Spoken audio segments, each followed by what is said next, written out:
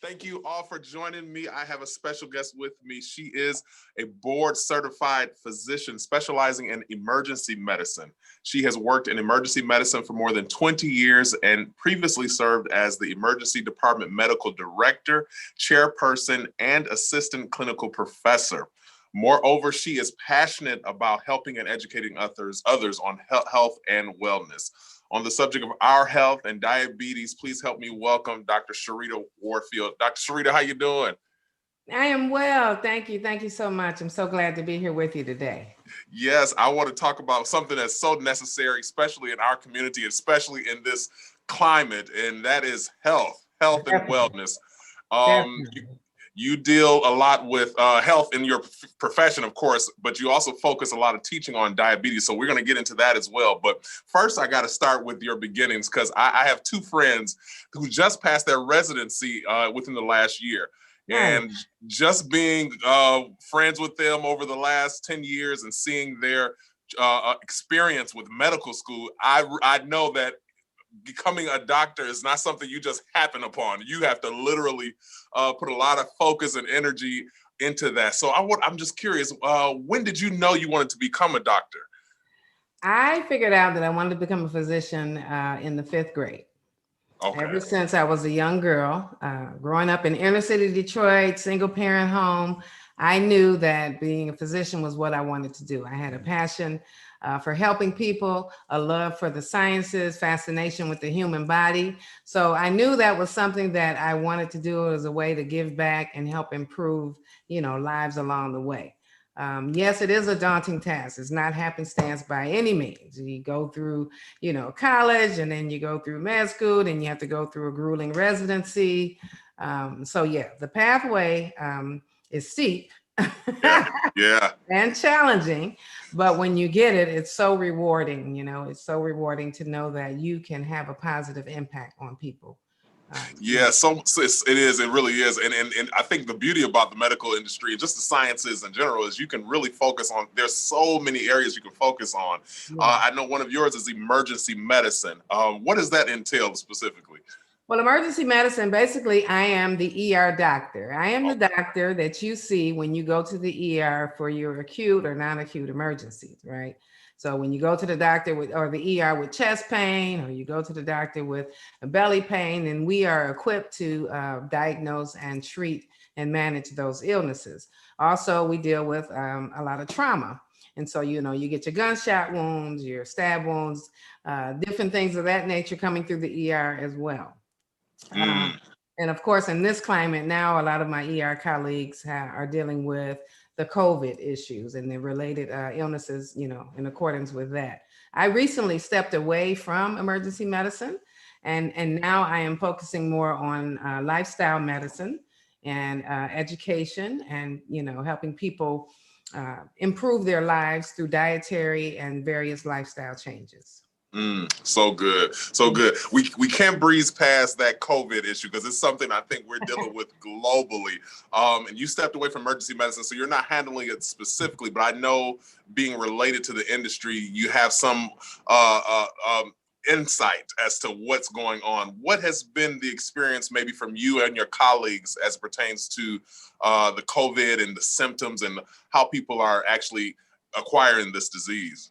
Yeah, I mean, of course, obviously, a lot of my colleagues who are actively on the front lines dealing with everything that comes through the door, you do see, and they have seen a lot of COVID cases. And of course, the numbers are waxing and waning. I think now we're back on the upswing or the uptick, especially coming into the fall and winter season, where we're more in close proximity, and people are either fatigued and or tired or over COVID, so to speak. And so people are gathering and getting together more unnecessarily, which also may be causing a spike in our numbers.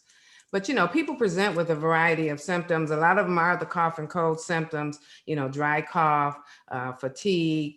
There are some GI symptoms like nausea, vomiting, diarrhea. A lot of young people present with, just excessive diarrhea, and that may be their only symptom. Other people unfortunately, if they have underlying illnesses like diabetes or are overly obese or overweight, have asthma or underlying lung issues, then that's where those symptoms that, you know, we would normally say are mild end up escalating into something much more when individuals have these underlying symptoms and their immune systems aren't strong enough to fight off the worsening of the disease. Mm.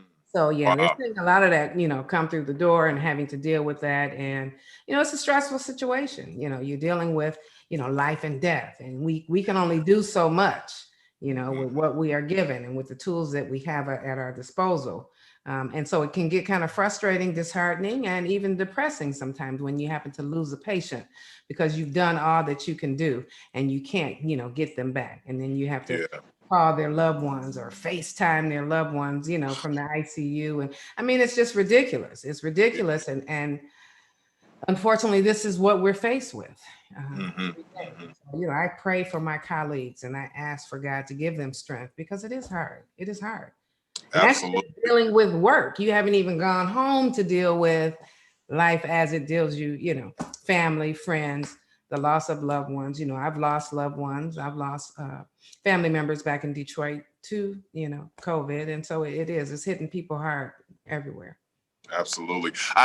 We've heard all kind of stories in the media, and you want to think that this is not happening, but it's just inevitable in some degree. But there have been stories that say there have been, I guess, scenarios where medical physicians like yourself have had to make a decision because of the lack of resources like ventilators.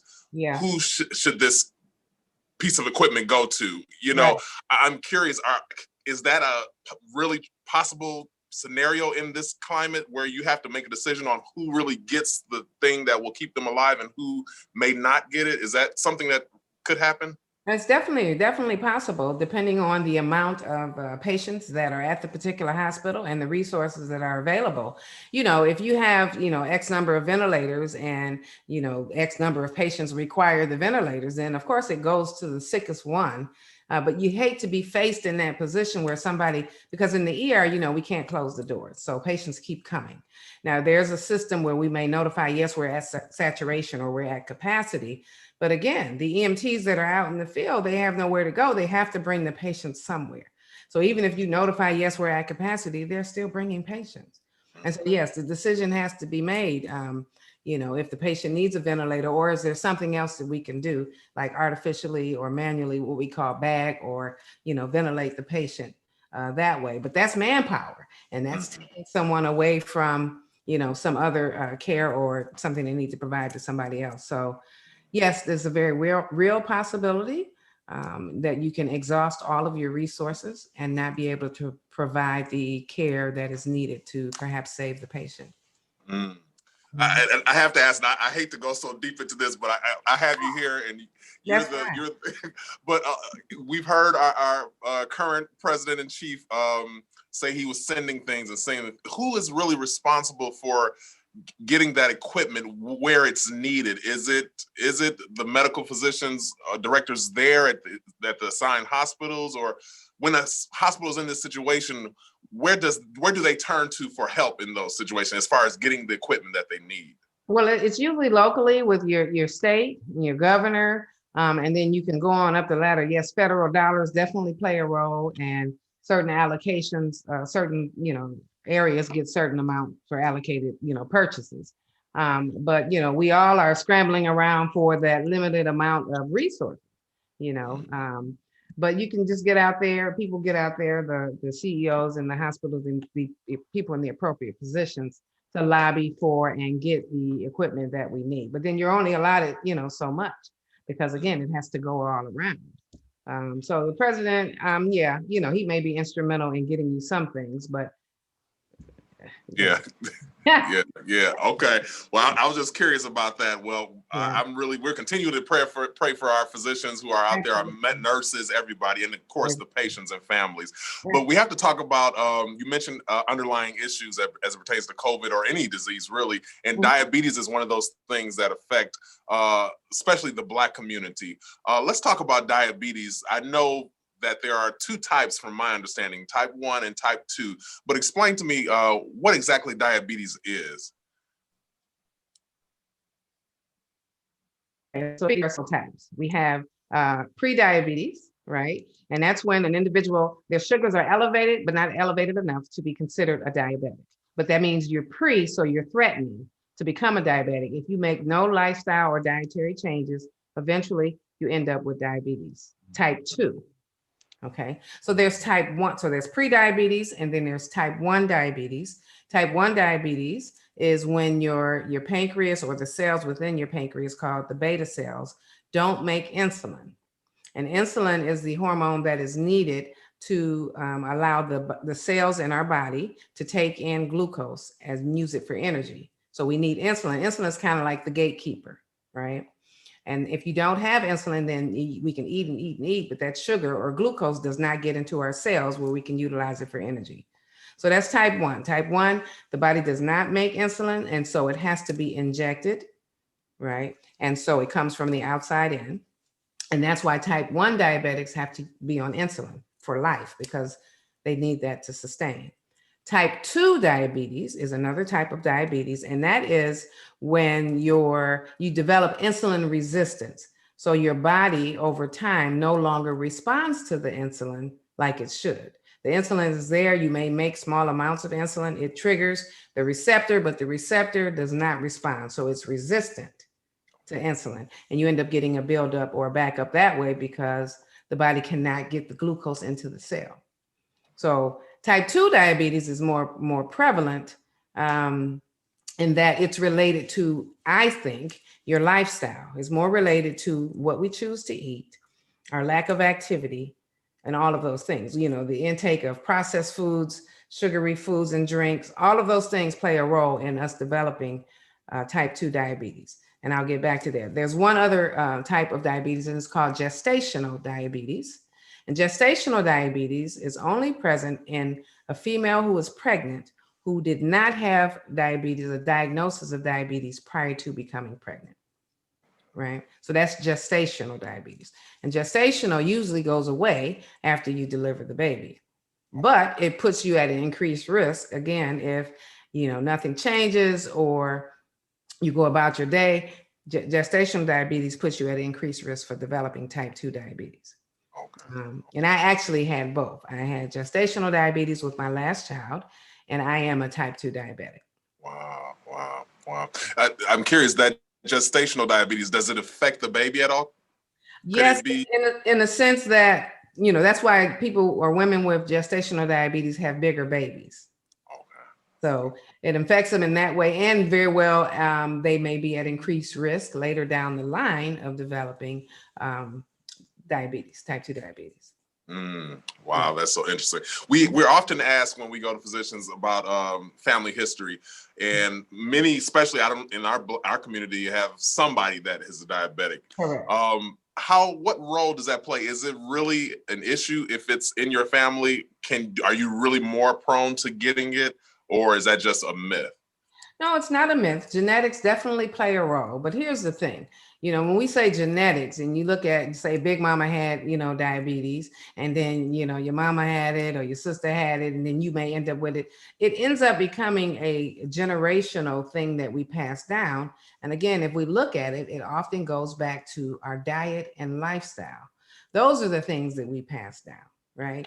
So when you learn how to cook, you're going to make, Big Mama's sweet potato pie. You're going to make Big Mama's dressing, right? Because that's how she cooked it and she taught you, and it's delicious and we eat it, not understanding all of the ramifications of the negative things that are associated with that.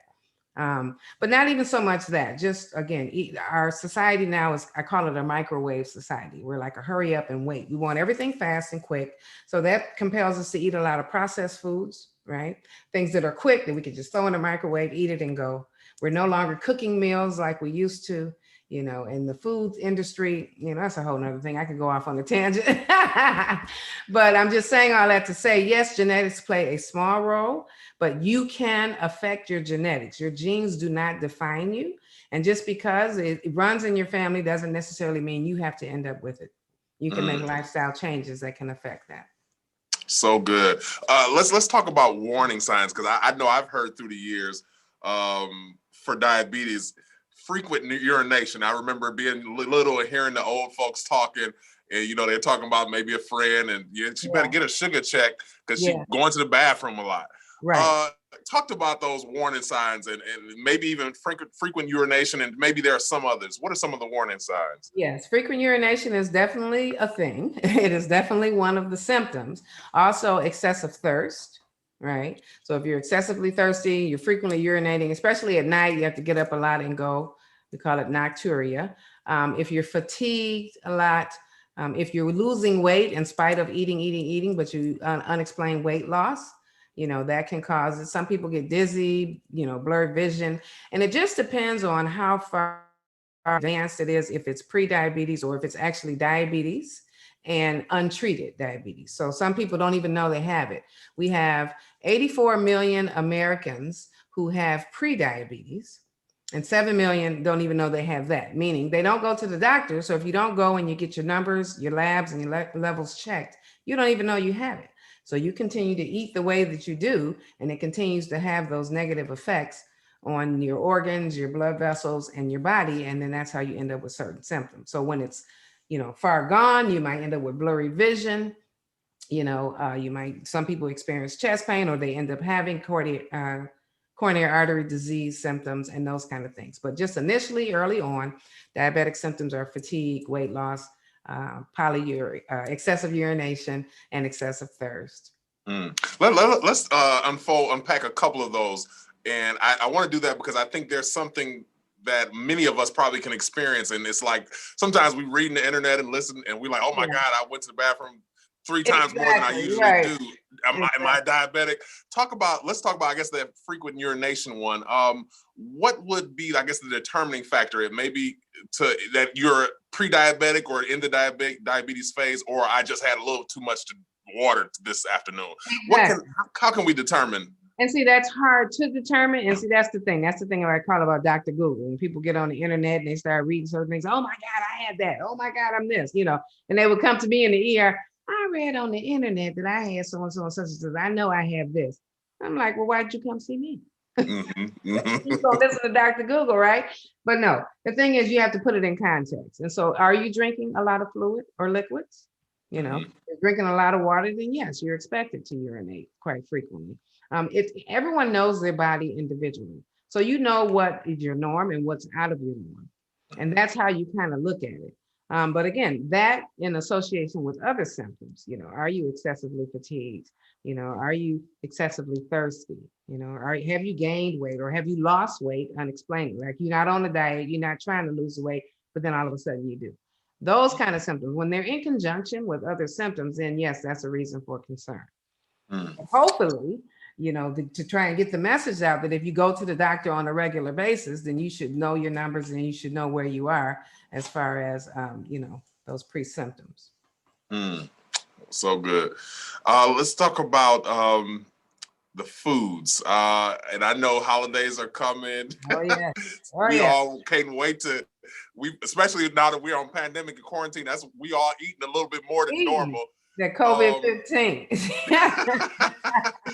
Talk about some of those. What are some of the small, I guess, choices we can change in order to make sure we don't become diabetics, or even if we maybe someone is, can kind of help that situation? You want it in relation to the holidays or just overall? Let's talk holidays, because I know that's going to be a big one. Right. So holidays, I would just say be mindful, and mainly for those who are already diabetic, we just have to be mindful on what we eat. We have to exercise portion control and kind of cut down on the sweets. But again, that's what the holidays are all about. Ancestrally, we got together in our African-American communities and we ate, it was festive. We celebrated. And so these are our staples, again, that we have passed down generationally that we look forward to during this time. So that sweet potato pie, that mac and cheese, right? Those greens and ham hocks, fried turkey, and all of those good things. But, there's different little tweaks that you can do when preparing your meals to kind of cut down on that. And so the sweet potato pie, you got to play with it and kind of see, but you could use a sugar substitute, If people who are diabetic, and even if you're not, if you decide to eat sweet potato pie, just have a small slice. We're good for getting our plate and piling it over, right? So if we practice the My Plate system, and you can go to myplate.gov and get a graphic of that. But basically, let's say if we take a circular and you cut it into fours, down the middle and then down the middle. Half of your plate should be filled with vegetables, right? So if you start off with filling half your plate with vegetables, and then you do a fourth of the plate with a healthy grain, brown rice or something to that nature, and then you do a protein. If you are a meat eater, you can do fish, turkey, chicken, and then that way, that along with exercise and portion control will help you stay on a better path. Even if you're at the Thanksgiving dinner table, go for the vegetables. Go for the vegetables first and get you a small slither of the mac and cheese and a small slither of the dressing, right? And hopefully let that suffice, because you'll find if you eat more vegetables, it has sufficient fiber enough to make you full. You get all your nutrients and your minerals that you need, and you haven't overindulged in the carbs, because it's the carbs that, trigger the sugar that basically causes us the problem, the glucose. I've heard people say, because I've heard that before with the carbs being an issue with diabetes and the glucose levels, but many have learned now that fruit has a lot of carbs. Are there some fruits that we should stay away from if you're diabetic? Well, again, yeah, there are certain fruits that are sweeter or have more sugar than others, but the fruit would be better than, say the sweet potato pie or the pound cake or the what have you. So your fruits like your grapes and your pineapples, some of the watermelon, some of those things are sweeter, but again, they may be better than, again, the processed homemade dessert choices. Some diabetics who are really sensitive, bananas, that may cause a sugar spike. But say, it's all relative. If you're eating fruit, I would much rather you eat fruit than to eat the pies, cookie cakes, and donuts, because that's a natural sugar. And your body can process the natural sugar better than the, simple carbohydrates and the excess added sugars that are in a lot of those other foods. I'm curious, being a diabetic, what's your regimen on maintaining, even beyond holidays? How do you handle, I guess, your lifestyle to make sure that you keep your diabetes in check? I eat right and I exercise. And so and it's just that simple, but again, it's hard. It is hard. Even me being a diabetic, it is hard. You have to make those proper lifestyle changes and choices. So dietary wise, I'm gearing more towards a whole food plant-based diet. Every now and then I will have some seafood, but mainly I'm plant-based, whole food plant-based. And what that means is I eat all, fruits and vegetables. When you say whole, basically that which came from the ground, how God intended it to be, unprocessed, so you eat that whole. Some people do raw. I don't necessarily do raw, but I eat what is healthy and what is good for me. Now, like I said, you have to make the choice, because, sometimes that pizza is looking good and I may decide to indulge in a piece, right? You have to exercise portion control, even when you decide to cheat a little. And then I exercise. I'm an avid road biker. So I ride my bike, me and my husband, we both road bike. I do, 10 to 12, 15 miles a couple times a week. Yeah. Yeah. And so that helps me. So the key is to, again, remain active and be good to yourself, be mindful. Right. And so that's how I do. And I just kind of keep a log of my sugars. I have a continuous glucose monitor that I use. And so it keeps me in check to let me know what foods may bump my sugar up higher than I need it to be. And it keeps me kind of like even killed, because that's the biggest thing too. A lot of people who have diabetes don't manage it well. Don't manage it well at all. Maybe they don't know how to, maybe they don't care to, but we have to monitor our sugars. It's very important, because when your sugars get out of whack, that's when all the damage is started internally.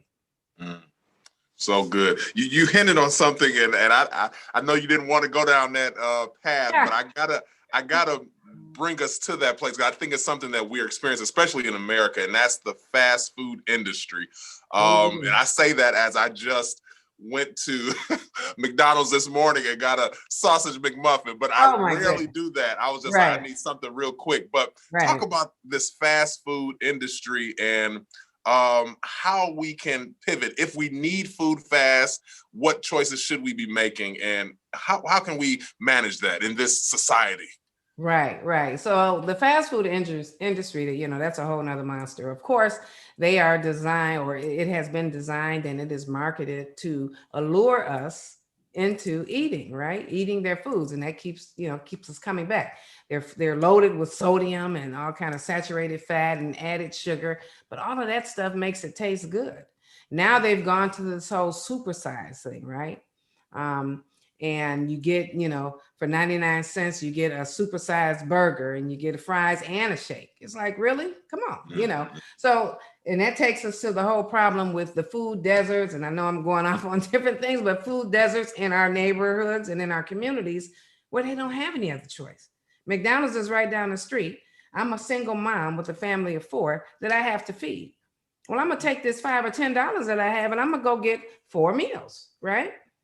As opposed to trying to eat healthy, as it were. So it ends up becoming an issue, and then it just hooks us because we like the way it tastes. It's quick, it's convenient, it's already cooked and ready for us. And like you said, you just run, you pick it up, and you go. Better way to address that would be to exercise in meal planning. It takes a little work, but our health is intentional. To look a certain way, to feel a certain way, you have to be intentional about your health. And it's our duty to take care of our body. So I said meal planning. So that means on a Sunday, you get together, you go shopping and you cook up some things and you put them in little containers. You keep them in the refrigerator. Then you just grab that and you go. I do often do overnight oats. It's a recipe that I do for overnight oats, which is very good. It's quick, it's convenient. You put your overnight oats and your milk in your jar, put them in the refrigerator. You need breakfast, you grab it out and you go. You can eat it hot, cold, add some fruit, nuts, berries, whatever, right? And it's a good thing. But again, it takes advanced planning and it's taking the time. So it's delineating out what is important. Is your health important? Or is that next thing that you're rushing to get to important where you don't take the time to do what you need to do for you? So yeah, it's a whole thing. And not knocking the fast food industry, but it's not healthy. It's not good for us. Every now and then, yeah, it's okay. It's okay. But overall, I would say if you change and curtail the way we think about food and what we're using food for, then it changes your mindset. Like they said, you want to eat to live and not live to eat. Absolutely, absolutely. I have to talk alternative medicine. We have this whole underground herbs and stuff. Do you get into that kind of medicine? And if so, what things do you recommend for overall health, not just diabetes, but just overall? I do, to the extent that, okay, so like, because I'm a self-proclaimed gourmet chef. So I love to cook. I love taking recipes and kind of redoing them and making them my own. And I do use a lot of fresh herbs in that respect, right? Because herbs, and some of them, that's where a lot of our medicines come from, our natural herbs and stuff like that. But not to get into that tangent, but I use, different herbs, fresh herbs in my different recipes because it's a great source of vitamins and nutrients. And it's a way to get them naturally where your diet is not lacking. When we end up eating a lot of fast food or processed foods, a lot of times, a lot of the good stuff is taken out.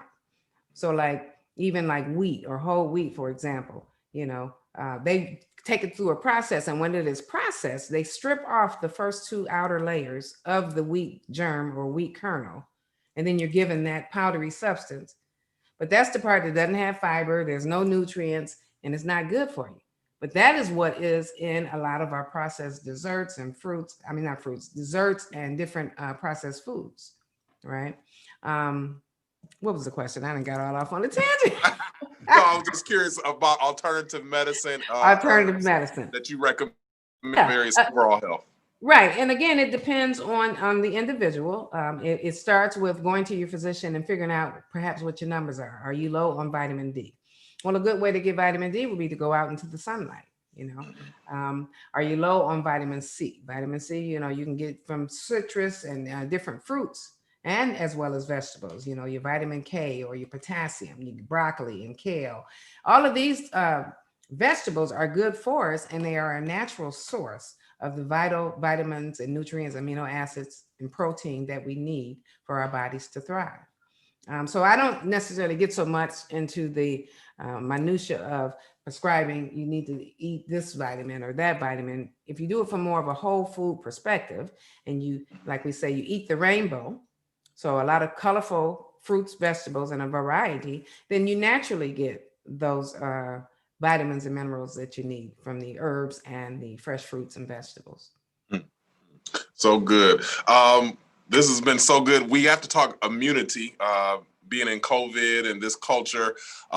Everybody's trying to stay safe and trying to stay well. Let's talk about COVID specifically and how to reinforce our health so that we can fight off any virus that may be trying to attack us during this season.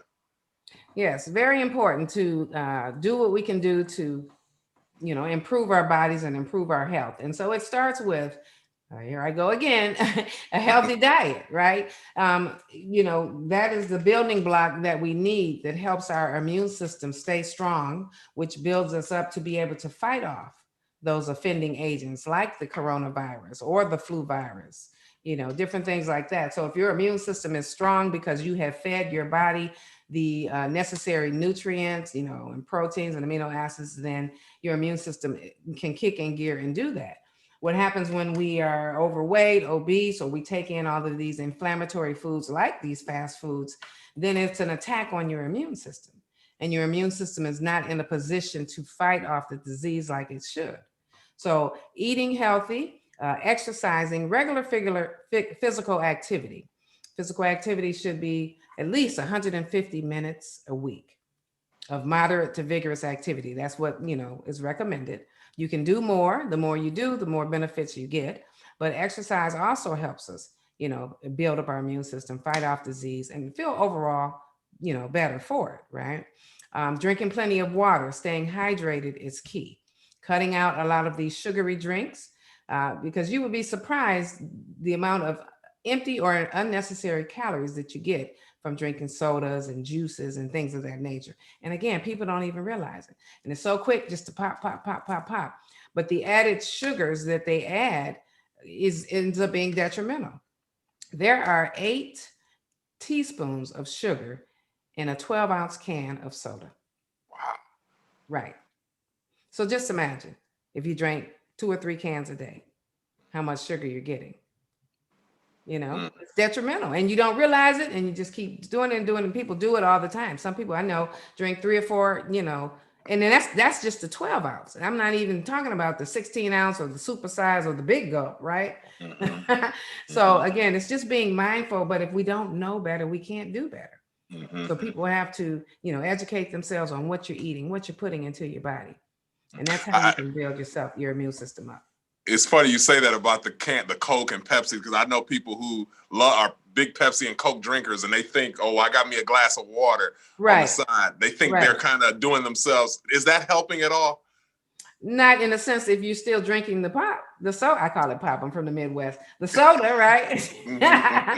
And even the dietary versions, the diet Pepsi, Diet Coke, they still have sugar in them.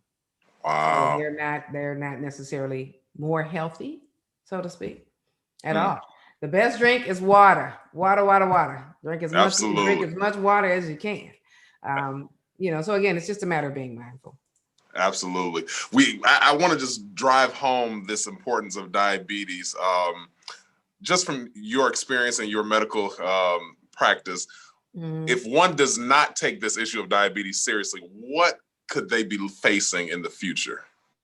Oh boy, there is a lot of complications with diabetes. Actually, what got me on this whole bandwagon of educating our African American and communities of color is, one, my mom was a type 2 diabetic, and she lost her eyesight at 57.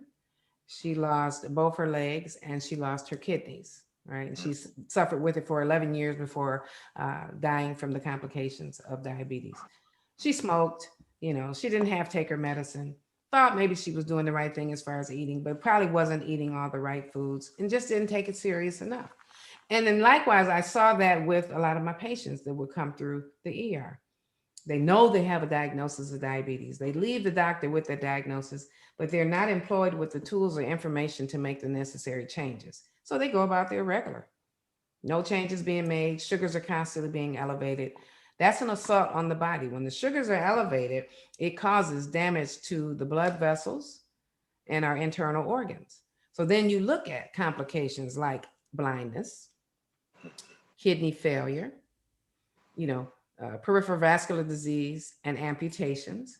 Everybody know either Miss Johnson from down the street, or Mr. Herbert, who had one of his legs cut off, or who got gangrene. And then, well, was he a diabetic? Yeah, he had the sugars and he didn't do what he's supposed to do. And so that's what happens.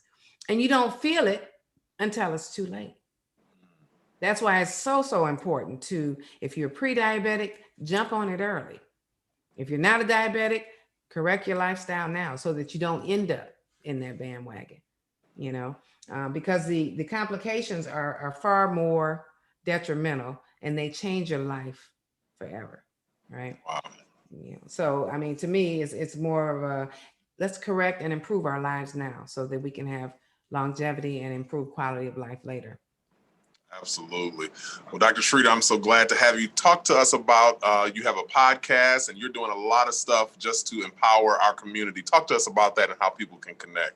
Absolutely. Yes, sir. I have a podcast where I talk about all things health and wellness, and it can be found on Google Podcasts, Apple Podcasts, Stitcher Radio, all of the major podcast platforms. It is called The Trend In with Dr. Sharita. That's the name of the podcast. And so again, you can find me on all the podcast platforms. I like to talk about all things health and wellness related to diet, diabetes, working out. I have a couple things on there about COVID. I talk about the benefits of water, different little insightful things, intermittent fasting. So things that people might be interested in learning or hearing about, I try and educate them that way.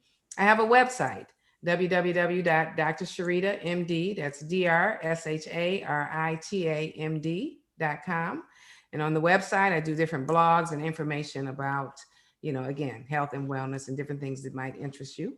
And then I also wrote a book. I am an Amazon best-selling author, right? Yes. And my book, here it is. It is called, and I know people who are Get informed. By way of the podcast can't see it, but it's called Get Informed, a guidebook for recently diagnosed diabetics and their loved ones.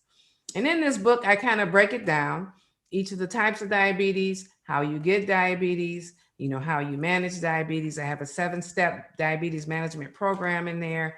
I talk about various herbs and foods that help improve, your health as far as diabetes, and just overall how to manage it. Because again, I felt that there was a disconnect when, our community got the diagnosis, left the doctor, and then now what?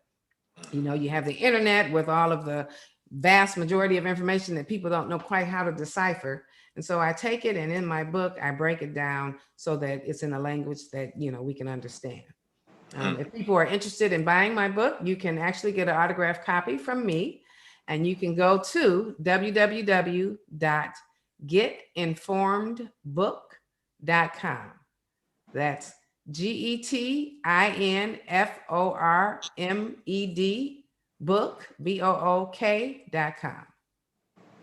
Awesome. Dr. Sharita, I appreciate you. Listen, I want to have you back because I want to get into some other subjects, so I'll be in touch. But you just mentioned a couple that I'm like, ooh, that intermittent fasting, that's something I've been researching on my own. But we want to talk about, get into that. So maybe after the beginning of the year, we'll come back and talk about fasting and the health benefits of that. I would love to do that. I would love to do that. Sounds good. So it's a plan. I'll be in touch. Dr. Sharita, thank you so much, and happy holidays to you and your family.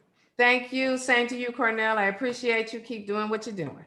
Thank you so much. Talk soon. Okay, dear. Take care. All right. Bye-bye. Bye-bye.